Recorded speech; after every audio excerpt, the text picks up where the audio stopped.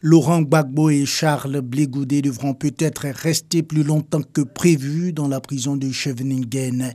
Alors qu'ils venaient d'être acquittés de crimes contre l'humanité, la procureure de la CPI a fait appel mercredi de la décision de les remettre en liberté. Le temps qu'elle reçoive et examine les motivations détaillées des juges concernant l'acquittement de Laurent Gbagbo et de Blé Goudé, Fatou Bensouda demande leur maintien en prison. Rappelons que mardi, les juges avaient prononcé l'acquittement et la libération immédiate des deux hommes sans donner l'intégralité de leurs arguments. En attendant l'exposé des motivations des juges de la CPI, Fatou Bensouda craint que l'ancien président ivoirien et l'ex-leader des jeunes patriotes ne prennent la fuite avant une éventuelle poursuite du procès. Pour rappel, Laurent Gbagbo et Blé Goudé sont poursuivis pour crimes contre l'humanité dans le cadre des violences post-électorales de 2010-2011.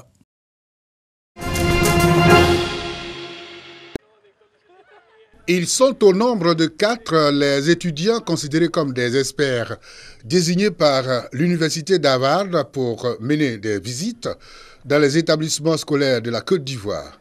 Visites dans le cadre du partenariat ministère de l'Éducation nationale, de l'enseignement technique et de la formation professionnelle et l'Université d'Harvard à travers le programme de leadership de cette institution universitaire. Après Abidjan, San Pedro Bassam, la délégation est arrivée à Bouaké où elle a eu des séances de travail avec les responsables des 2 directions régionales de l'Éducation nationale. Ce partenariat porte sur 2 choses. La première des choses, c'est un renforcement de capacité de l'équipe technique qui a été désignée par le ministre pour accompagner le processus au niveau local. Le deuxième instrument de cet accompagnement technique, c'est d'aider le ministère à concevoir un modèle théorique pour évaluer la performance des enseignants. Le but de tout ça, c'est un peu de voir vraiment qu'est-ce qui se passe sur le terrain. Donc, pas juste de rester dans les bureaux du ministère à Abidjan, mais vraiment aller visiter des écoles, aller rencontrer des enseignants, rencontrer des chefs d'établissement, puis voir un peu, tester le pouls des gens, de tous les acteurs du milieu éducatif en Côte d'Ivoire. Pour s'imprégner des réalités locales du système éducatif ivoirien, les experts américains ont visité une école communautaire à Kofi Kankro et un collège de proximité à Landibounou.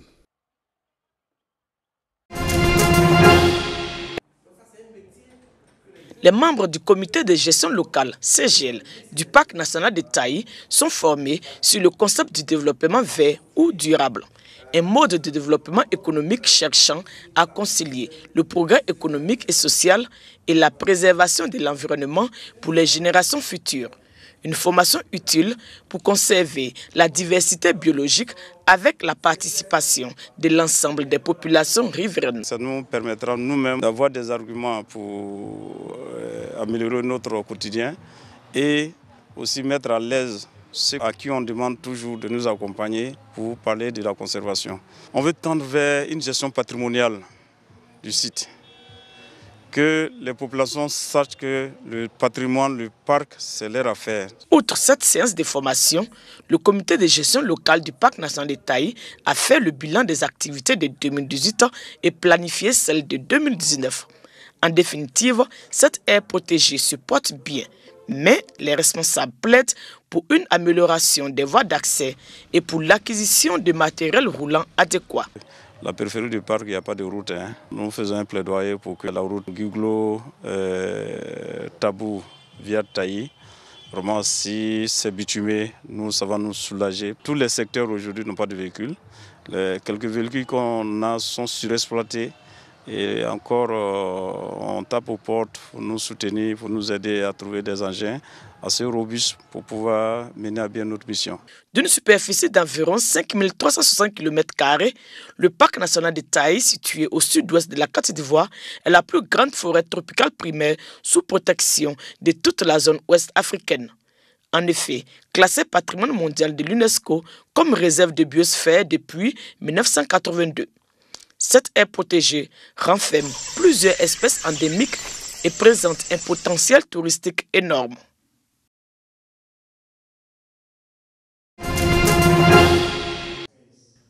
Après cette édition passée dans la commune de Benjeville, place à Blocos. C'est ce quartier, village de la commune de Cocody, que les initiateurs du carnaval ivoiro-antillais ont choisi pour poser leurs valises pour sa 8e édition. Ce carnaval que nous logeons désormais à Blocos se veut donc un rendez-vous annuel de partage, de gaieté. Les anciennes éditions, nous avons apporté beaucoup d'innovations, de manière à faire de ce carnaval un carnaval qui va servir de pont entre les Antilles et la Côte d'Ivoire.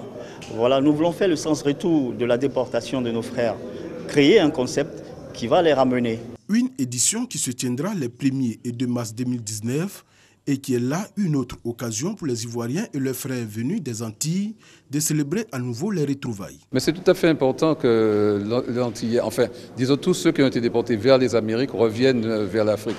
L'Afrique, on n'oublie pas, on a l'ADN de l'Afrique au fond de nous. Côte d'Ivoire, terre de brassage des peuples et des cultures. C'est le thème de ce carnaval ivoiro-antillais qui va durer 2 jours. 2 jours d'ambiance à l'ivoirienne, auréolée des couleurs et rythmes des plages caribéennes. Cette aventure, qui dure 8 années maintenant, va enregistrer pour cette édition de grandes innovations. Nous attendons une vingtaine de Martiniquais. À côté de ça, nous avons des Guadeloupéens aussi qui comptent venir. On aura un gigantesque concert géant accompagné d'un balbousier. Outre les milliers de participants, ce carnaval va voir la participation de la présidente du conseil régional et des députés de la Guadeloupe. Rappelons que pour la circonstance, des participants antillais seront baptisés des non-ivoiriens, histoire de leur dire qu'ils sont les bienvenus chez eux, sur la terre-mère.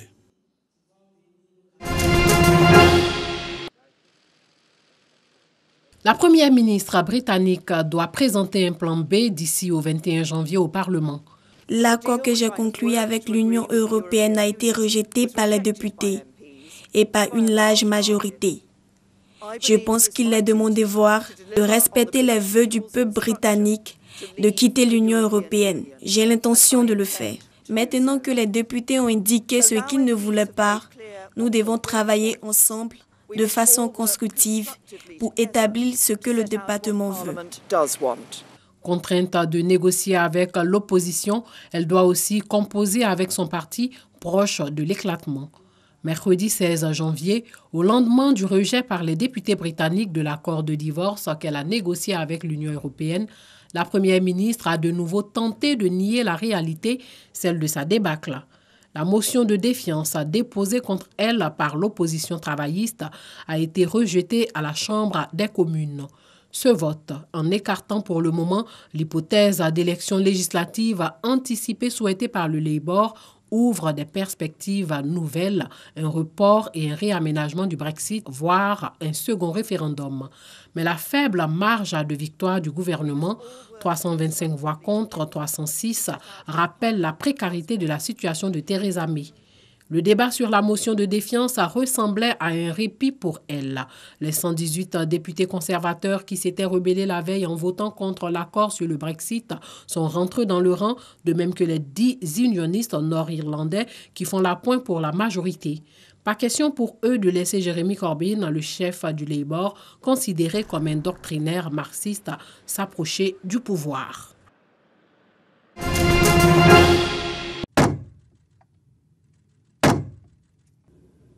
Le président brésilien signe un décret facilitant la détention d'armes à feu.